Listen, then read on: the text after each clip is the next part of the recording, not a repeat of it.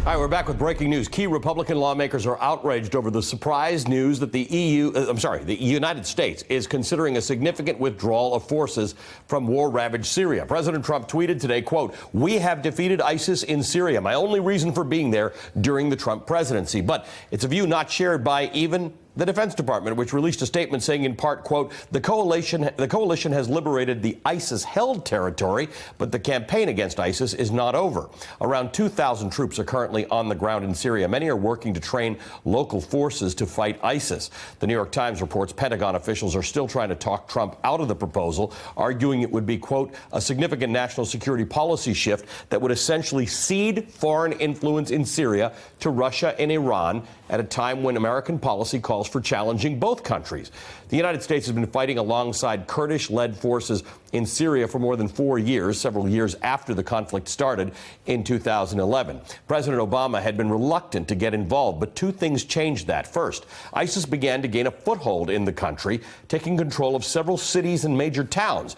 Second, the Bashar al-Assad regime deployed sarin gas to attack rebels near Damascus. But it wasn't until 2014, when Congress approved a plan to arm and train rebels in Syria, that the United States began airstrikes targeting ISIS in Syria and got directly involved in the fight.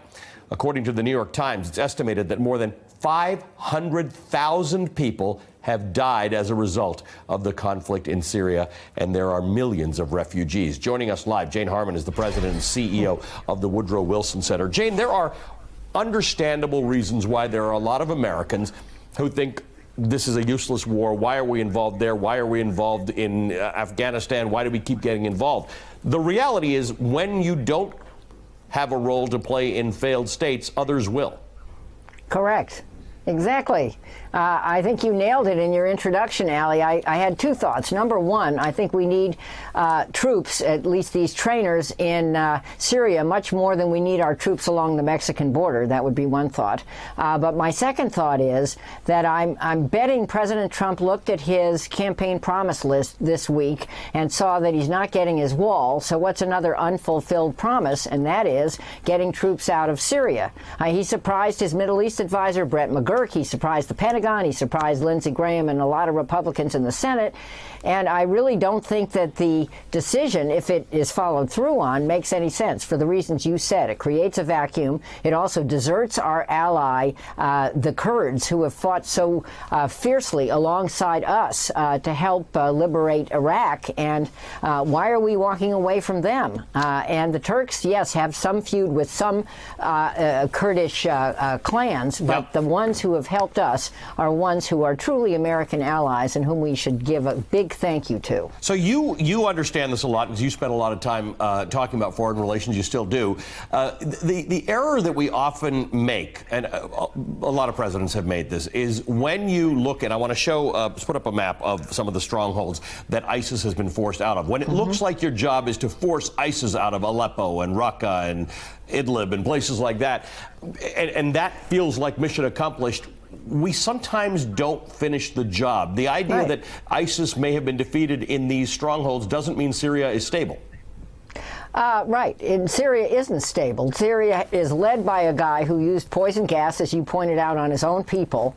We pledged, I know it was in the dreaded Obama administration, to help move him out. I guess we've forgotten about that, and I know that's a hard problem. But if we move ISIS out of one place, ISIS will go to the next failed place, possibly in Syria, which is still struggling, I mean, with massive millions of refugees hemorrhaging into neighboring countries and destabilizing them. But not only that, ISIS will regroup in Syria and attack elsewhere. So this is not a good movie. And let's not just focus on ISIS. And mission accomplished, I remember, was a sign on an aircraft carrier that I'm sure George W. Bush wishes he'd never put up there. But But let's also focus on Russia, which is now saber-rattling in the Arctic and claiming it's going to renew its intermediate-range missiles because we're pulling out of that treaty. Russia is going to have a free reign in Syria, and it can align with Iran, which it might do, and have much bigger influence with Iran in the Middle East, which is something we don't want to happen. So how do you explain to people who are non-interventionists or libertarians or just angry that we've been at war in a purposeless way for what appears to be a long time? How do you explain that? What is the American justification for a military presence in which people do get killed in places like this that seem to have no answer, at least no answer for the foreseeable future? Well, I think you say we were attacked on 9/11. I think everybody gets that.